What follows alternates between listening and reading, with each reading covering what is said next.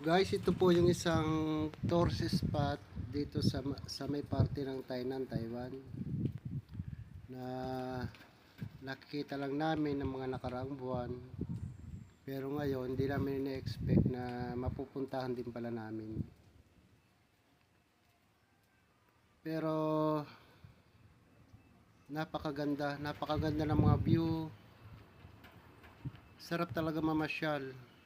Bagay na bagay ito sa mga, lalo sa mga magjowa, mag-asawa. Pero yung mga kabit-kabit, wag muna kasi maraming mga nagbablog. Baka mapasama kayo sa vlog, makunan kayo ng camera. Nang dahil dito sa Sikaw Tunnel, mahuli pa kayo ng mga asawa nyo. Kaya may papayo ko lang na ganun lang.